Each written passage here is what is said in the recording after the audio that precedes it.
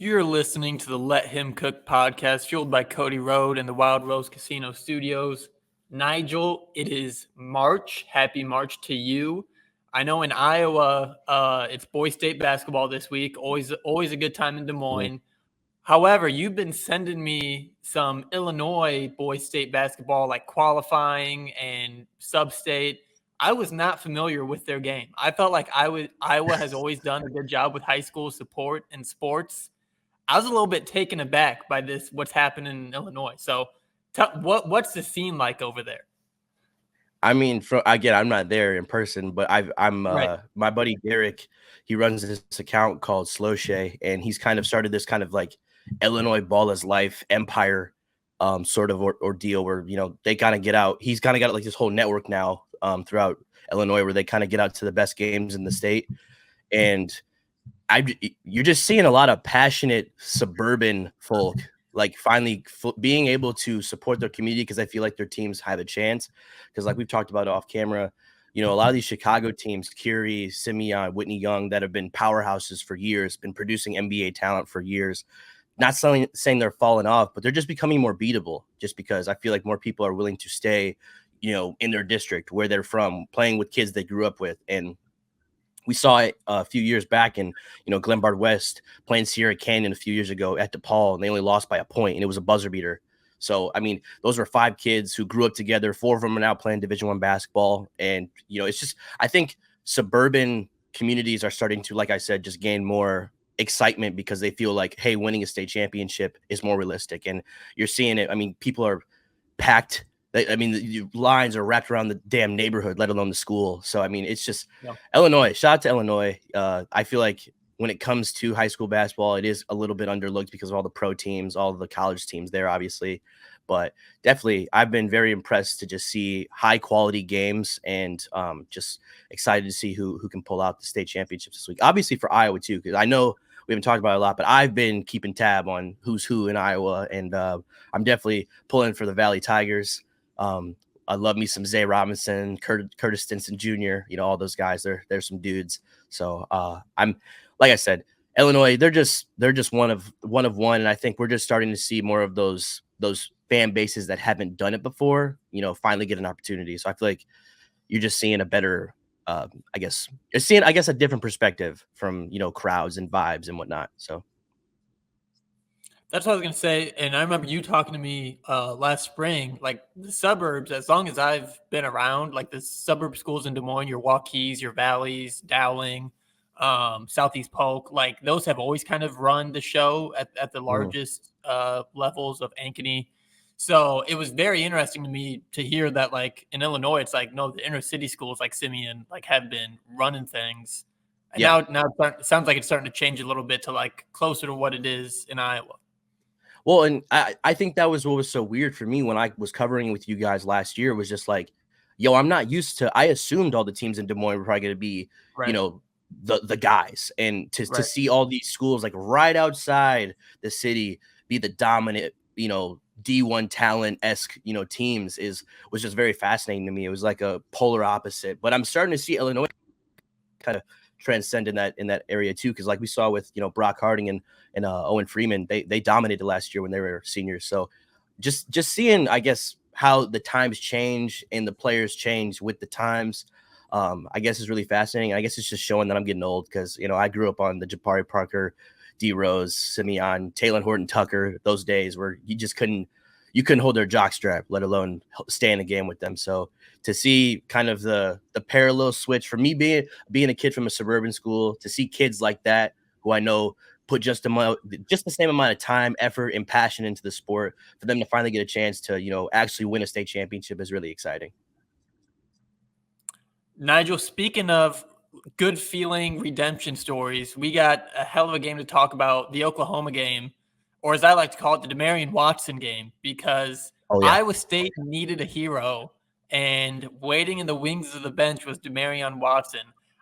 Quick math, not a math major, I think the Iowa State starters went 7 for 38 from the field against Oklahoma. Not going to try to do the percentage off the top of my head, but it's bad. I don't know what that percentage is. It's bad.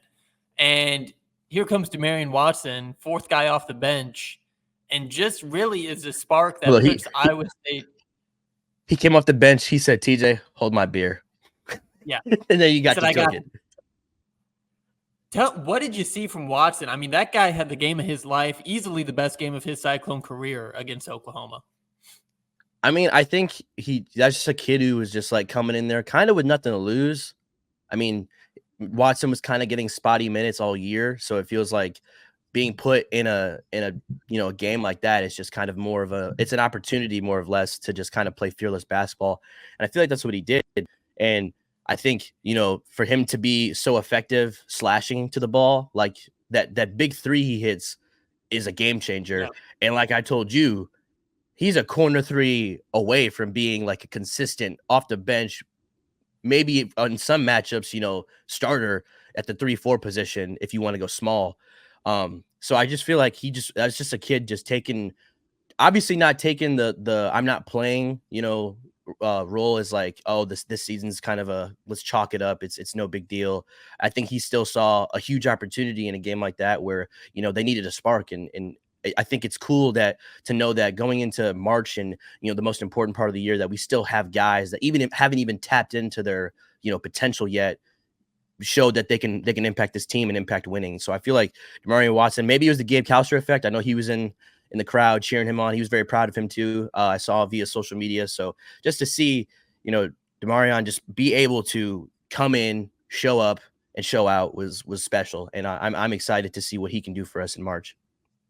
Yeah, Watson goes 7 from 7, 1 for 1 from 3-point. And like you said, that 3-point shot, I think, came off of 2 straight 3-pointers by Oklahoma to not make it a close game, but Oklahoma was starting to make it interesting. And then Watson was able to answer with a 3 of his own and 9 boards, 1 rebound away from a double-double. And he had 9 boards with like 10 minutes left. And I was like, clear out, let the guy get a rebound so we can say he got a double-double. He didn't, but nonetheless, an incredible game. And like we said, like no better time to do it with how much the starters struggled against Oklahoma. Was there concern? We've kind of seen a trend in the last, maybe since we played Houston, where we've been winning games, but they haven't been pretty. Iowa State's offensive rating has gone down, I think, the last 3 or 4 games in a row. Is that a cause for concern, or are you of the mindset of a win is a win and it doesn't really matter how it looks? For us, being that, we're never going to be known for this like offensive juggernaut, team. Like if we can get our offense going, sure, but like that's a great day. But I think we always got to take it for what it is. TJ's been here long enough to where we kind of have an identity as a program of, if you're a team that's in a rock fight with us, if you're the other team, I don't like their chances. I just feel like we're at this point, too many people have been in the TJ era, players too now, to where like they kind of know how to respond in a game that, they're not hitting shots, because it's happened a lot. So I just feel like being able to kind of be familiar with that type of game to where another team, it can be foreign to them. I think we always kind of have that upper hand. So we got to look at it as kind of just like a win is a win at this point. But also too, knowing what time of the season it is. Usually, I know last season we ended, I think at Baylor, and it was March 5th. And because we have, 2 more teams we have to play this conference season, it's kind of the regular season is kind of pushed off into this portion of the week, where usually last year, this would have been the Big 12 tournament. So I think just the season being a bit longer, people might just be a little dead legged, and that's normal. So I feel like being able to fight through all that, but also being able to play essentially this type of game, hate it or love it, it's our brand of basketball. And I just feel like, for lack of better words, we're kind of used to it at this point. So I feel like you kind of do have to take the perspective of a win is a win. So, and Iowa State's defense was as good as it comes. I think it might have been the best defense we've played in a conference game against Oklahoma. The second half, especially, if I would have guessed, I wouldn't have thought Oklahoma scored more in the second half than they did in the first half. Oklahoma looked tired. The defense was suffocating. The traps kept coming. Oklahoma just looked worn out by the end of that game. Kind of, I don't know if that's the effect of playing 35 minutes against Iowa State, or if that's the effect of we're 28 games into the season. Oklahoma didn't have a single player in double-digit scoring. Not super surprising when you only score 45 points, but this is a dangerous Oklahoma offense. I think Porter Moser is a great offensive coach. He always kind of finds like a who's that? You sent me him. Not who did he have at Loyola? That big guy. Cameron Mother bleeping Crutwig, and don't you Yeah, forget it, yeah. Just man. like unorthodox guys that just excel at their role. I think he's always kind of had that. Oklahoma has a guy like that. He's on the bench, I think, with a foot injury. But I'm just always impressed with his coaching and to limit their offense to 45 points, especially after they just put on. I mean, that game was in the 80s against Houston. Let me find the final score here. 87-85. And that game is in Norman, but I don't think that's a 40-point difference playing at Yeah, home. So yeah, this is a dangerous offense, and Iowa State's defense really just nullified any threat that their explosive guards were going to have against Iowa State. yeah. And I feel like too, being when you're talking about Oklahoma too, like I feel like just whenever we have an opportunity to get kind of revenge, and I feel like it was kind of the opposite with Houston because we played them at home first. But if we drop one to you on the road and you're coming back to our house, the next one, Yeah. I don't like your chances. Like I just feel like a part of Iowa State's way is just you're playing angry basketball. So no matter how many shots are falling, whatever it may be, people are going to get after it on the defensive end. And I feel like Oklahoma really felt our pressure.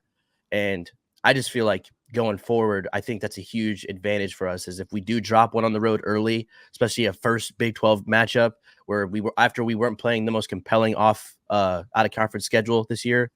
I just think after going through this gauntlet that what this season has been, I feel like you're just playing a more mature and better Iowa State team. Yeah. Quick look at the team stats here. Iowa State forced 14 turnovers, had 8 turnovers. Iowa State, I would say close to dominated points in the paint. They had 30. Oklahoma had 18. Iowa State out rebounded Oklahoma. And again, those are kind of the three things I've been looking at all year. If Iowa State out rebounds, forces more turnovers, and has more points in the paint, that is almost a clear recipe for a win and success.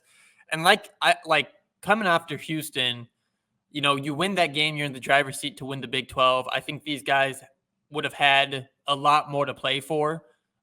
Speaking of Iowa State, and they're on the outside looking in from a conference race. They're basically just playing for the seed line in March Madness at this point, unless Houston slips up down the stretch. But I've just been so impressed with the will to win and how this team has finished games. And we'll talk about UCF in a minute.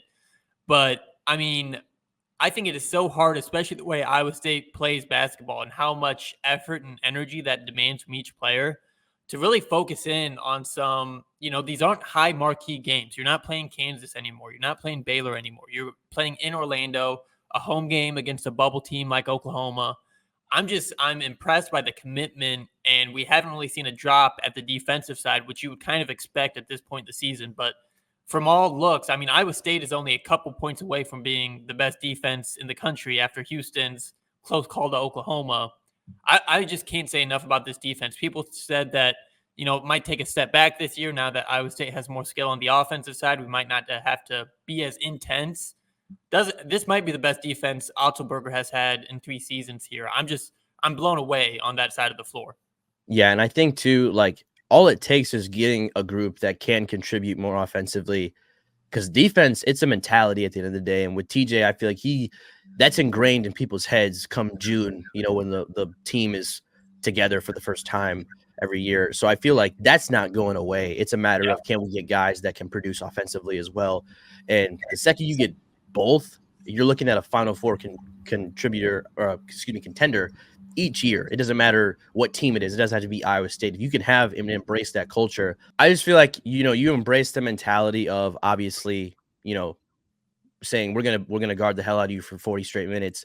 The second you get any offensive production, you're just going to see a better team regardless. So I feel like to have the mentality or kind of fear that the defense will ever fall off, especially under TJ, I feel like is really unrealistic at this point because no matter how talented a team is offensively, we've always brought it defensively. It's just a matter of who can make shots after playing such, just tiring defense essentially after such a such a long Big 12 season and obviously the gauntlet that it is. So I think Chris Williams said this, that how highly Gabe Kalsher and Rob Jones spoke of Demarion Watson his freshman year. I think Demarion Watson had every opportunity to transfer, especially knowing that Momcilovic and Omaha were coming in, right after him, and they were going to be fighting for playing time.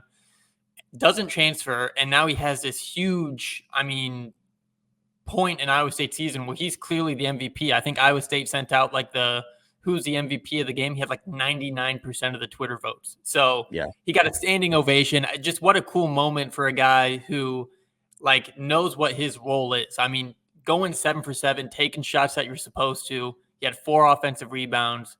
I just think up and down this roster, Iowa State hasn't had a conference player of the week all season, which I think is that's crazy. That is crazy to me. I feel like at some point Keyshawn or Lipsy should have been able to grab one.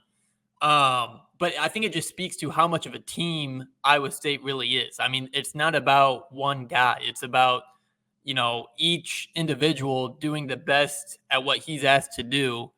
And I think Demarion Watson just put on a clinic in that front, getting your time off the bench and just making the most of it.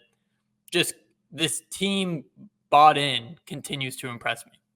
Yeah, no, I couldn't agree more. And I think too, it's really cool to see if you're a recruit or you're thinking about coming to Iowa State. I think to see that, hey, I could be as good as Omaha in high school and maybe not see the floor this year, but if I just stay patient, Right. wait my turn and wait for my moment. I feel like if you just stay focused, good things will happen. And that's such a good life lesson too, to kind of just take with you, outside of basketball, is that even when things aren't necessarily looking from, a first perspective, all things aren't going my way, to just keep chopping wood and eventually you might have a house. And I think Demarion Watson, he's built a solid foundation here. And I think going forward, I mean, it's only up and you can only build from here for him. And I think, the tournament is a great opportunity where a lot of teams will not have a lot of film on him, but you got to kind of worry about him at a certain degree. And then what? Okay, we're going to overemphasize Watson. Oh, shit, we just left Keyshawn Gilbert open. Oh, there's Curtis Jones. Oh, Taman. Yes. So just to be this deep, man, it's scary coming into March. And I'm that gave me a new sense of life, because I didn't want to get too reluctant on a 7 or 8 man rotation, and that's all we're putting out there. So I think Pav, Watson, Jones especially, he led the team in minutes on Saturday. I just think the bench play has been so good, and it's going to be such a threat come this March, because I feel like that's what we could have a Spike Albrecht story on our hands. Who knows? I don't know if it'll be that drastic to, you get to the national championship and he's playing someone is playing huge minutes and making huge shots, all that good stuff, but kind of similar to that kind of storyline where someone just their numbers called and they rise to the occasion. I think we've talked on this podcast before about how hard it is to prepare for Iowa State, and that Houston might be one of the only teams that's even able to replicate it with the physicality they have and the way they play defense as well. Not only do you have to prepare for Iowa State's defense, but like you said, you have to do scouting on all 9 guys on this Iowa State team. It's not, let's shut down Keyshawn Gilbert and we'll live with the rest. Because if you do that, we could have 5 other players score double digits, and then, Rob might go for 40. Right. It's true. You have no idea whose game it's going to be any given night. So I don't think it's like the Brockington team where it's all right, shut down Isaiah Brockington and hope we can just limit points elsewhere and we'll live with it. You can't do that with this team. I mean, there's just too many guys that can come out of nowhere and drop 15, 16 points on you. And that's usually the difference in a game. So I think this team is I want to also, since you just mentioned him, shout out to Isaiah Brockington. Just got a 10-day with the Pelicans. Huge. Yeah. Proud of that guy. But anyway, that's a great story. That's a great story. But no, this team is going to be a hard out. I don't know, especially with the quick turnarounds in March. You play on a Thursday and you have to have a scouting report ready by Saturday. It's tasking. Good luck, because there's a lot to this Iowa State team that opposing teams are going to have to prepare for. So let's go to UCF. We were kind of talking before the show here. I don't even know what much there is to say. I think this is going to be a tough game. I've been talking about it for weeks. It felt like a trap game. But this team continues to win trap games. And I think even when we've seen Iowa State at their best in the last decade, whether it's with Hoiberg teams or even the early years with Prom, we look at those teams with such high, we think George Niang never lost a bad game, or Monte Morris never had a bad stretch. This Iowa State team's ability to win losable games, I think that's just been huge down the stretch. This was certainly a losable game. UCF had their space game or space themed game. We were saying that's a great environment. Like, I think UCF, especially recruiting rise, like they're going to be a program on the rise, similar to what TCU has done, where they were nothing in basketball. Now Jamie Dixon really has a nice squad down there. So UCF, a team to look out for, but again, just an ugly, ugly game. But Iowa State find a ways to win. What were your big takeaways from this game at UCF? I just feel like, it like you said, it was a trap game. And like we talked about a few episodes back, the Cincinnati game being another one of those trap games. And really the trap games being the two new opponents that we have to face on the road. I would say BYU too was another trap game. We unfortunately lost that one. But nonetheless, I feel like just being able to go into a hostile environment of UCF is that team that we saw come into the Big 12, and they were doing a lot of, it was a lot of rah-rah, and Saturday was a great day to back it up. And, they tried, they really did. But I mean, they kept it. They had us in the first half. I'm not going to lie. I was nervous. But the last 5 minutes just really, really saved us. And again, to be able to rely on that strong defensive foundation, I think was the game changer, because like we talked about, shots aren't always going to fall. That's fine. That happens to every team in college basketball. How are you going to respond? And I feel like that last 5 minutes is going to be the key going forward for the rest of the season. Like every game, that last 5 minutes, that's where boys become men. And I feel like on Saturday, in the quietest way, because we number 8 team in the country beat unranked UCF, big deal. But like, I feel like that was a huge, hit my mic. That was a huge, just form of like within the locker room. I feel like there was probably an understanding of like, all right, we can do this. Like, it doesn't matter how hard or how rocky the boat gets. We can sail the sea, if we're all on the same page and being cohesive on the defensive end. And that last 5 minutes was beautiful basketball. So I like you said, I don't love it, but I don't hate it either. So like I said, a win is a win. And this is that's a tough place to play. Texas Tech lost at UCF, Oklahoma lost at UCF, and then early in the year, Kansas, ranked third, went into Orlando and came out with a loss. So, that's, like you said, from the outside perspective of, a top 10 team won on the road against UCF, it's not going to make SportsCenter, but that is a game you need to win if you're Iowa State, and that's what they went and did. And this always cracks me up. You were speaking about the rah-rah. I think the ultimate, like, all talk, no bite is slapping the floor on defense. Aiden, I believe we have a montage here. If you look at the score, it is tomato. It's 51-50. Iowa State is up 1, and UCF had one of the. Not only did they slap the floor like a bunch of losers, it wasn't timed correctly. You had the 3 like perimeter players do it, and then you had the big man looking around being like, oh, what are we doing? And then he had like a delayed floor slap. And then if you look at what happened immediately after the floor slap and how Iowa State finished this game, just keep your head on a swivel. 60-50 before you know it. And this just goes to the Iowa State's ability to close out games.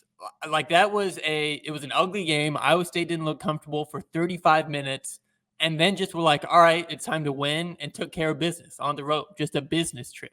You know what this is? Go for it. This is like you're at the bar. All right.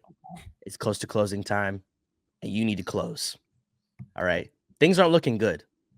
The options are very frisk at this point. You're looking around, head on a swivel. You're in a pickle. And that's okay. We've all been there. But then you see this one opportunity. And what at a bar may be a nice lady, right here was a floor slap. And you're like, all right, it's go time. There it is. That's all I needed. I'm ready. And by the time the lights come on in the bar, you're already walking her out. And that's what we did. We walked her out and we took her home. So ABC. I feel Always like, man, big it's like you said, it's chess, not checkers. Iowa State, they're just pimping out teams, and I love it. I love it. It's gangster. To see that to a home team that could give them new life. Only down one, top 10 team in the country. Okay, like now we have the juice. But like you said, it wasn't executed perfectly. And I know Johnny Dawkins, former Duke Blue Devil, he's trying to, bring that Coach K culture to his program. I get it. Just maybe we should run it in practice, a few more times, like 5, 6, 7, 8, and a slap. Right. It's got to be synchronized, like the swim team. But again, I just feel like that was very player of Iowa State. Just be like, put your head down, go to work, lock in, and let's get out of here. One with the bus. If you take a look at where that yellow dot is, this is from Ken Palm. I believe Austin Narber tweeted this out, and I love this. You can see almost immediately the oh shit, because the win probability finally goes into the UCF line, and then just the game is over after that point. It is a straight. I mean, the win probability went from 48% to 100% in about 2 minutes for Iowa State. So maybe don't slap the floor. To all those players out there, maybe think a little before we do that, especially against Iowa State. Like, you can't I don't even know. The other thing I love about Iowa State, they play like the bad boy Pistons without the bad boy. Like, they don't talk. They don't, they're not committing hard fouls. They're just putting you in hell. I mean, it is just not fun for the opposing team, for the opposing fans. Sometimes for Iowa State fans, it's not fun to watch, but it's a win. It's just winning basketball.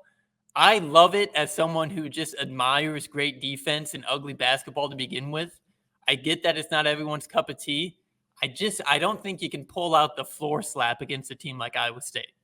Yeah, and I'm shocked because I know I've picked up on your vibe and what you like as a basketball fan. It is kind of that college basketball team that can replicate, an inner city AAU team to the best ability. That's your vibe, and I can't hate it. I don't hate it. I just feel like you said, to be able to be a team where you can just kind of, all right, you want to have a rock fight. Okay, let's have a rock fight. Like, you're just so adaptable to. We're used to this kind of rough housing. So if you want to play this game, we can do it. Right. If you want to dance, we can tango. If you want to polka, we can polka. Whatever you want to do, come and get it. So I just feel like, that last 5 minutes is going to be so important going through the rest of the season, because like I said, for the rest of your games up until, say, you want to make the national championship, man, the last 5 minutes of all of those games is going to be the game.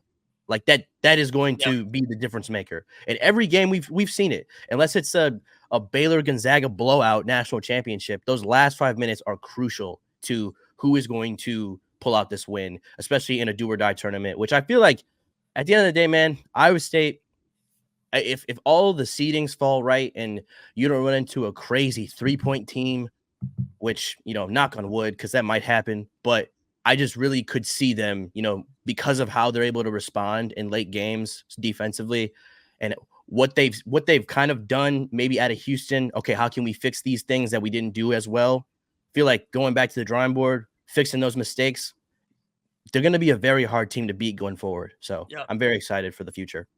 I think especially too outside of the Big 12, just not many teams play teams like Iowa State or Houston on a regular basis. I think just the difference in physicality, and what sucks is this could come down to officiating. I mean, like, if you really want to, as an official, you can probably find a place to blow a whistle on most Iowa State or Houston defensive possessions. The ball's in their court a little bit, but I think some of these dudes are just going to be like, getting hit by a truck mid-game and being like, what, are we playing basketball? Right? Like, I'm used to playing against like some I don't know, like Atlantic Sun teams. I'm not used to getting trapped by Trey King and Curtis Jones, like in the coffin corner.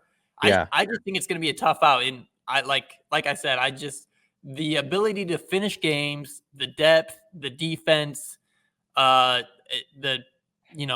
team chemistry, the body language, everything looks good to me as an outside fan of this program right now. Well, even to bring up to your topic about, the officiating, I feel like you said, where a lot of teams and coaches have kind of been known to piss officiating officials off. I feel like TJ, because he's, Right. Mr. Right. I just feel like that's going to play in our favor too. Like maybe the refs will just be like, yeah, we'll swallow this one. We'll swallow our whistle on that one. And yeah, he had his hands up. So it's all good. I saw all ball. We're good. So I just feel like, we're a very, I don't want to say coachable, but we're very like when you're playing a game and you see the same officiating crew that you saw in Big 12 play, you see him at a tournament somewhere. I feel like for whatever reason, if you guys had a good rapport in the regular season, it's gonna pay off in your end in the postseason. So I feel like I don't think that's gonna be a huge problem for us. I certainly hope not. Like you said earlier, I think the one thing that still gives me pause about this Iowa State team, and I will say the last two games, I think UCF went like 1 for 19 from the 3-point line. Oklahoma shot it bad from the 3-point line. Going into BYU, senior night, Ames, Iowa, a chance to go undefeated at Hilton this year on the line. BYU can shoot that thing. I mean, that's what they do. They shoot 3-pointers. My God, like Kansas, did we talk about the Kansas BYU game? It was just dudes pulling up from 40. And those were some of the happiest moments I've ever seen running down a basketball court. They were killing those guys. No, it reminds me. I saw this Instagram reel of this like 2K live stream, and it's a bunch of kids playing with an older guy, and they're playing blacktop, and one of them shoots a quarter three. He's like, "That's right, stroke that thing." He's like, "Stroke that thing, nephew." And then everyone was like, "Hey, what?" And they like kicked him out of the chat. And I feel like that is the epitome of playing BYU this year. They are the Mormon warriors. My God, just Caucasian snipers. They scare me. If I blinked, if you gave them a black jersey, put them in a black alternate jersey, I think you're playing a really like an all-time Iowa team. They're a very scary team. But you know what? Like I said, you drop one early in their house. I know their house is, you got a lot of pent-up Mormon aggression in there. You got, a lot of just squares, really nothing to do but watch basketball. So they're equally just as crazy as Cyclone Nation, I feel like. But I just feel like when tables are turned, let's see how you are when the lamp gets hot in Hilton Coliseum, because it does get hot. All right, you can't even have a hoodie on in there sometimes. So I just feel like there's a lot of good motivation this week to really just put them boys away early. And I think, again, essentially the game plan, X's and O's wise, is simple. You got to just run everybody off the line. Yeah. Like with extreme desperation. Like, and if they're killing you from the mid-range, like pump fake, mid-range, cool. 2 is better than 3 defensively. So I'll take that. But I just cannot have a team like that get hot on the road, because bad things happen. And like we saw with Virginia Tech and BYU, I feel like those were two teams who shot the ball extremely well against us. Right. And it seemed to be our weakness. So now if we can kind of change that narrative too, of like, let's change, hey, what used to be our weakness is no longer weakness. My confidence going into postseason play, oh my God, who's going to touch us? Because if it's just Houston, I'm bringing a rock to that rock fight. I don't care. Let's go. Like, I'm rolling up my sleeves and I'm throwing a rock in my TV. I don't care. Let's go. Wrap a bat up in barbed wire, bring a trash can, do whatever you need to do. If we see Iowa State and Houston, whether it's in the Big 12 tournament or, my God, if that's a Final Four game, Iowa State Houston, watch out. Check everybody coming onto the court everywhere. It's gonna get ugly. Going back to BYU, like you said, that is kind of the one matchup. I think senior night especially. Look for a guy like Trey King, especially early in this UCF game, calling for the ball. Anytime he had a mismatch, he was like, "Give me that rock." And I think some of these guys kind of start to feel that internal clock ticking of like, okay, like I think Trey King, Rob Jones, Hassan Ward all have opportunities at the next level. I don't know if it'll be, TNT on NBA. Like, I don't know if they're that, but they know that, like, this is some of their last, packing arenas for people to watch me play basketball. I think they feel the weight of that moment, especially, I think Trey King could really take over against BYU. Another thing I'm looking out for, are we still going to double down and be like, we're going to double you in the post, and if you kick out to an open 3-point shooter, we're going to live with that? I don't think BYU has a super dominant post player. I don't know if we need to I don't know, double man. him. That Indian dude is insane. Khalifa, but he's really good when he gets doubled. So if you don't double him and you don't have a wide open guy for him to pass it to, let him try to back Rob Jones or Hassan Ward down to the block and see what he can do scoring wise. Because he's almost a pass first power forward, if that even is an archetype. So yeah, and I mean, I'm just wondering what they do there. It makes sense to, if you have all those shooters, to have a big with that mentality of like, let me find my shooters first before I, take myself as an option. But right. I just think he's so big and like awkwardly big to where like you could play him well to where you do take away all shooting options. So you take away his first option, but then he can kind of just like lull you into the basket with his just, straight force. So I feel like that is a question mark. How do you contain Khalifa? But just going forward, I just think, man, at the end of the day, things just go out the window when it comes to, to a certain degree. Yes, you want to go in there with the game plan, but like you said, there's just so many other things on the line when it comes to legacy, when it comes to, being undefeated at home, when it comes to our fans. I know I don't know if midterms just happened or whatnot. I'm out of the college loop now. I feel like a grandpa, but I feel like it's a great time to where school's not completely in the way, to where people got to pop out. Like Hilton has to be packed, and I feel like that can be a huge advantage. And again, I feel like we've things have been in our favor when we've gotten personal with the other teams. So if you need to crack a few Mormon jokes at the free throw line, do that. You gotta call Khalifa a big booze belly. Do that. I don't care. I mean, just get in their heads. I feel like it's just got to be a cohesive. Everyone at Hilton Coliseum, managers, players, coaches, trainers, Jim Carrey, everyone has to be on the same page. All right. And I just feel like if we do that, good things are going to happen. We know who their guys are. It's just a matter of executing. And then obviously the huge portion to us is we got to knock down shots too. So I think the biggest game changer in a game like that is Taman, is if he's able to kind of have one of those games where, I'm not saying you got to go out there and have 40, or 20 or 30, just go out there and kind of impact the game from every aspect, 12 points, 8 rebounds, 9 assists, one of those games. Like it needs to be. And then obviously just like we might need a Hall of Fame defensive effort from all 3 guards, and Jones, Gilbert, and Taman.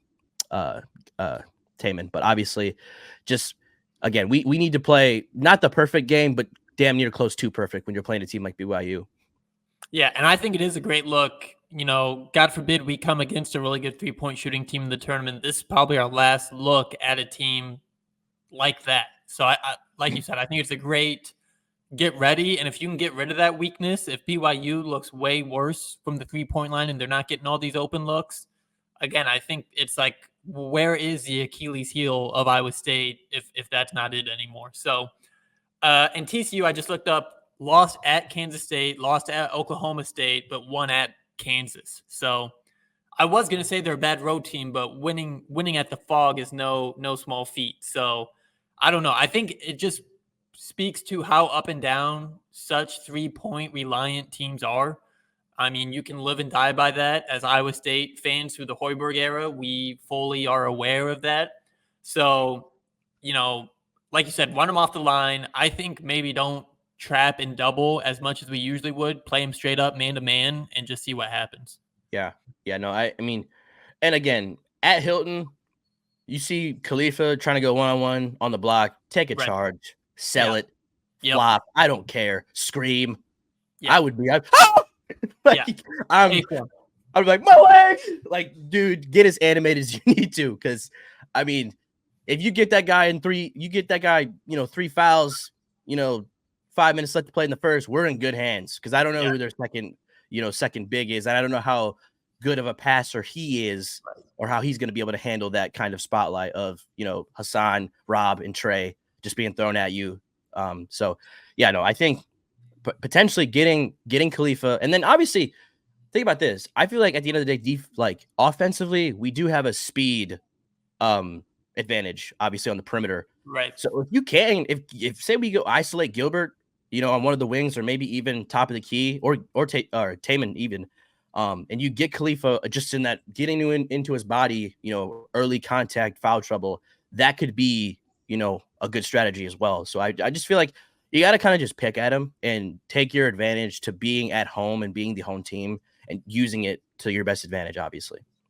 I also think this is a game where Pavlovsky can get quite a bit of run. He's not going to have to get as worried about beating off, the first step on when he's playing defense. They don't have the super athletic, quick guards that a lot of the Big 12 teams have. So I think we'll see a lot of Pavlovsky in this game if he can have another, big night off the bench. So there's some opportunities for Iowa State. Again, like we said, BYU is not your everyday Big 12 team. It's kind of a different look, so to speak. So I think it's a good test for Iowa State going into the Big 12 tournament. And Nigel, I want to ask you about this because between just what I've heard from our fearless leader, Chris Williams, talking to guys at KCCI, usually, Iowa State fans take so much pride in the conference tournament, going down to Kansas City, just covering the Power and Light District in Cardinal and Gold.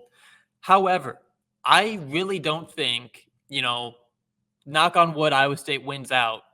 I don't know how much we can improve or regress our seed line in Kansas City. I think if we win out, we're pretty locked in at a 2 seed.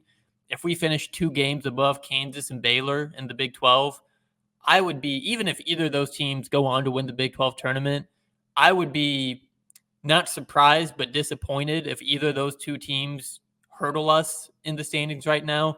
I guess the gist of my point here, do you really think winning or playing 3 back-to-back games, probably against top 25 teams, is that in Iowa State's best interest right now? I'm not asking that we just throw away the first game and prepare for March Madness, but I think there are some advantages to having a couple days to rest, avoiding injuries. Guys are beaten and bruised up right now. Let's not, take our chances going against, back-to-back games of Oklahoma, Baylor, Houston. Has that crossed your mind at all? Or are you just no, full send, we're winning in Kansas City? I mean, I like to live life on the dangerous end. So I want to see the team. I want to see this group win one championship. The national champion. I think because I've grew up being a Duke fan, I was always, the national championship was always on my mind, and it's always been an expectation. But I've also been very heartbroken and when that doesn't come to fruition, no matter how good the team is, because I've seen a lot of good teams not win it. So I feel like the teams that do, those Duke teams that I rooted for in the past, those teams that do win the conference tournament, I feel like it's that's one positive to looking back at the season, because that 6-game tournament is so unpredictable that if you can win your conference tournament, it's all right, at least this group did do something. They proved that they were a championship caliber team. It just wasn't their day, the day they lost, obviously. So I feel like we haven't won a Big 12 tournament championship in a minute now either. So I feel like that's also not a thing to kind of just throw away. My mentality is strive for it, because nothing is guaranteed in March Madness. We've seen it year in and year out. A 15 seed could beat a 2 seed. Number 1 Purdue could lose, and they just might, because a team like Nebraska is their kryptonite. So God forbid they meet a mid-major team that has the same, kind of build and makeup. But like I said, just that tournament is way too unpredictable to put all your eggs in that basket. So I feel like the first game that Iowa State gets is a good test. If it's a rock fight, you may have to just throw the next game. Right. Yeah. Because like you said, for taking care of the bodies, making sure everyone's fresh, and just fully focused on the tournament, that might be your best strategy. But if you're steamrolling that first game, I'm sure, Pav and Watson and maybe even Omaha are getting some minutes close to most of that second round. I mean, that second half. So I feel like if you steamroll your first game, I say go for it. But if you're in a rock fight first game, I don't know. Like I might be leaning more towards your mentality of like, let's just not necessarily throw a game, but let's not try to, this is now or never. I just feel like I also don't want to be like, all right, well, we're focused on the championship, because I feel like that's also lame as hell, because Baylor's done that a few years and they'll lose to Carolina, in the Sweet 16. So I just say you go out there every game, try to win, but go about it accordingly. And I think context matters game in and game out in Kansas City. So, I know our fans will be there, but if it ain't your day, it ain't your day. It is what it is. I fully expect Odds to have, they'll be going 100% in that game. I know Odds, thankfully, doesn't think like I do and is looking ahead to March Madness and being like, oh, maybe take the foot off the gas a little. I know they'll be, diving and running into the second row to save loose balls, but the narrative, at least, if we do lose right away, silver lining, just prepare this on Twitter, chess, not checkers. We're getting a couple rest days in, getting ready for the big dance. But if we win it all, then the narrative is, natty or bust. We just won the conference tournament of the best conference in America. So I think either way, Iowa State Twitter will at least have a way to make this a good narrative, whatever the outcome is in Kansas City. But I do think there is something to not putting your guys through a gauntlet of top 20 Ken Palm defenses in back-to-back games. So right. And I'm curious to see I'm curious to see how well Houston handles this same situation. Yeah. Like they're in a situation where they might feel like, yeah, we'll throw this away. It's really not that serious. But, if they could keep their foot on the gas right now and try to win out, regular season and conference, the conference tournament, and who knows, maybe by the time they get to the round of 32 or, Sweet 16, they're a little gassed. And because we took our foot off the gas for a second, got some gas, got a drink at the gas station, and now we're cruising, a team like us could outlast a team like that. So I'm curious to see Houston's approach too going forward, as if they're thinking the same way we are. Right. And this isn't new. Kansas has always claimed to, anytime they don't win the Big 12 tournament, of, we're saving ourselves for March Madness. We didn't really feel like it this year. Right. So this isn't new. I'm not the first one to spin this narrative of, we lost on purpose, but just something to think about. I think you're right. This conference is so tough that no matter who wins it, you're almost going to have to beat 3 top 30 teams in the country to do it. So a lot of fun in Kansas City. It's going to be, great matchups up and down that bracket. So I'm looking forward to that. Nigel, before we get out of here, I'm bringing this from my days of podcasting on the Lightcast. I don't quite know the origin story, but there's a website called The Jerome, and you basically pick your conference tournament winner for each single conference through, the American East, full of 16 seeds, down to the Big 12. Okay. And I will send you the link before we get out of here, because it's a lot of fun. I love conference tournament week. I really think we're on the precipice of the 3 best weeks of the sports calendar, from the start of conference tournament weeks to the first week of March Madness. That is my holy grail of the sports year. And I'm so happy we're here. I've been listening to the CBS March Madness jingle nonstop for about 4 days now. So I've been listening to Luther, One Shining Moment. Yeah. Just oh man, in my veins. In my veins right now. The ball is tipped. Oh. Yeah. All right. Nigel, anything before we get out of here? The top 25 is going to drop in about an hour. We're releasing before that. I would expect Iowa State to be right around the 8th best team. Maybe we go to 7. Anything before we get out of here? Well, I'm a little mad that I had to do this yesterday, but because I'm obviously a proud ISU grad, I didn't want to have to read the VO of Caitlin Clark surpassing Pete Maravich. But because it's Louisiana news, we had to talk about it too. But Mary Margaret did me dirty. I wanted to do LSU women's basketball. She was like, no, you're gonna do Caitlin Clark. She's like, you're an Iowa boy. I'm like, I am not an Iowa boy. Right. Watch your mouth.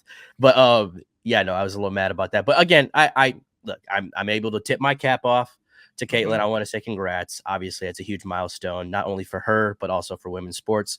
You know, over here, we still support women's hoops. Also want to give a shout out to Angel Reese. She did the coldest shit possible on her senior night. Her, Haley Van Lith get honored before the game. She walks out with her parents, obviously. But on her other shoulder is the one and only Shaquille O'Neal in an Angel Reese t-shirt. I mean, talk about a power move. Like, yeah, the fact that if I could call Shaq Unk, life is good. Lord, you can take me now because I've peaked. Like that, man, dude. I'm so excited for the women's tournament. I think that's my last final thought. Is just like because I'm seeing a very good Iowa State women's team who's starting to get it. Starting to click on all cylinders. I feel like they're starting to play their best basketball right now. And you're starting to see a more mature Audie Crooks finally feel comfortable in her own skin and being just a dominant force down low. I feel like they can make some noise this March. You know, they've already beaten Kansas State, which is one of the top teams in the country. So I just feel very confident about how they're going to do in the tournament. Obviously, Caitlin Clark is going to do numbers, just game in and game out. And then obviously LSU, I think, you know, they're going to have one of the harder roads to the SEC championship if they want to win the whole tournament. But I also don't see – I think the worst thing that could have happened for South Carolina is them ending the year undefeated. Because I feel like in today's age, that just makes such a target on your back. Not because of, you know, oh, it's March Madness, but because of betting. Betting, I feel like, has put the best and top overall seed and team at such a disadvantage. Because imagine the easy thing to do for both tournaments is just predict the number one overall seed is going to win the tournament. You don't think Vegas is seeing that trend and seeing people put their 401ks on South Carolina to win the national championship? I don't think they're going to be okay with that outcome if, you know, half the country is doing that. And most of those people in South Carolina are doing that. So I think with betting being such a huge part of sports culture now, I don't ever think the best team is going to win because someone who doesn't know ball and is just going off straight numbers and is going off of, well, who's the best team? All right, let me put all my money on them. I don't think you're going about it correctly. And because Vegas is like, nah, we're changing the script. We're writing it right now. It's not going to be that. So Houston, South Carolina, watch it because your time is limited. And you can bookmark this because when both of you lose, I'm posting it. Talking on women's basketball, I want to shout out Emily Ryan coming back her fifth year. The captain. Yeah, I think that raises the ceiling for next year's team by a lot. I think, like you said, we've just seen this Iowa State women's team continue to get better. And I think with basically an on-court coach who has been through the highs and the lows that Emily Ryan has as an Iowa State Cyclone, I think that truly is tremendous for the Iowa State team next year to, like you said, they're playing great basketball and then basically not losing a whole lot next year with Emily Ryan coming back and this freshman core being as good as they have been. Right. Scary hours in Ames, Iowa, because that team could be a wagon next year, and they can make some noise this year in March, I think. For sure. And dude, I'm so proud of Emily to be one of those key freshmen from that Donarski class where, you know, all of them kind of left and she kind of just stayed, still stayed on the boat and, you know, just believed in Coach Fenley. And she's just been such a workhorse. I was a manager when she was a freshman, and all hours of the night, man, all hours of the day, anytime they weren't practicing, I know it was COVID, so it was more reason to be in the gym, but she was just in there just working like by herself with a manager. Like I was impressed. Like every time I was in there, you know, after hours, like boom, I'm seeing her there too. I'm like, man, like she's putting in the hours. So to see, you know, all that come to fruition and finally her getting, you know, one last ride in a fifth year, I think is going to be special for Iowa State. And I think it's going to be necessary. I also hope Johnston, the Lady Dragons, Lewis, what is it? Jenica Lewis, dude. If Iowa State can get her, Fanny, give her about 4 paychecks. All right, please. Yeah. Just under the table. You know, no one's looking. Here you go. Please. I'll give you a car. Just come to Iowa State, Jenica Lewis, please. Oh my God. If they can get her, it's a wrap. Yeah. It's a wrap like Mariah Carey. Oh my God. The It's number gonna be a one problem. recruit in 2026. So I think she's a sophomore right now, if my math is right. Is she? So that would I put thought she her was a as junior. she's a sophomore junior. She might be a No, junior. if she's 26, she is a sophomore. Nonetheless, she'd be playing with senior Audie Crooks and senior Addie Brown. So that is something that no team in America wants to face. So something to think of, something to be excited about for the Iowa State women. Yeah. I could have sworn I saw on Twitter like 2 weeks ago that Zay Robinson is making his commitment soon. So also Cyclone fans, tune the hell in, because if you guys can land Zay Robinson on the football team, I like Curtis Stinson Jr.'s chances of also coming to Iowa State as well. Yeah. And Zay would probably be a football player. I think that's where he's headed. So although you've heard my theory about Zay, I think he could be our very own Julius Peppers. I think he is so good at both sports. I think he could legitimately play football and basketball. If TJ wants to toss an offer, I wouldn't hate it, because I feel like Zay is the perfect like makeup of a role player, like a 7th, 8th man. So obviously your first priority can be football when you're a bench player on TJ's team, but you're going to get in the game and you're going to make an impact. Could you imagine him and Taman Lipsey 90 feet of that? Oh my God. Take my lunch, bro. I'm sorry. I got nothing. I got nothing for this. I mean, and then obviously, I think that would just be such a cool moment for the 515 kids. You know, there's so many local kids now on that team that if you're able to close on a few Valley kids, oh my God. Iowa State, man, it's scary hours. If the recruiting can go our way, it's going to be scary hours for sure. I also think Matt Campbell coaching some basketball with how we play basketball. I think football drills might be the way to go in the summer with how we've been playing basketball. I think Zay Robinson would feel like there might be less contact playing Iowa State basketball than there is Iowa State football. So he'd be like, man, football's tough, but this is a war out here. Conrad Holly, he can play some D. Yeah. All right, Nigel. We went a little longer than I would have thought. It never shocks me with how much time we can fill talking hoops. Anything before we get out of here? Nah, just nothing, man. Just I'm excited, man. It's March. Get ready. It's gonna be a fun week. I got boys basketball this week too, so I gotta get through that. And then our NAIA team just made the national tournament. They won conference yesterday. So I don't know if I'll be traveling with them, covering them as well. So I could have a very eventful March, but time will only tell. So I'm excited for all that. We sleep in May. I'm headed to St. Louis for Arch Madness for Drake and You and I coverage. I need all the Larry Nerd content I can get, please, Dylan. I need you making Twitter videos left and right. All the B-roll needs to be Larry Nerd, please. I can't tell you how excited I am to be able to film a Robbie Avila game, because that guy, Illinois product. An Illinois suburb product. I'm telling you, man, these suburban kids, they got it too. I'm telling you. He's going to be the first overall pick in every YMCA league he is in for the rest of his life. That man's going to be cooking dudes until he's 65 years old. Bulgaria. I'm not going to lie. He might have a Hall of Fame career in Bulgaria. Yeah, that guy's going to be different over there. All right, we're getting out of here. Go Clones. Let him cook. Let's go.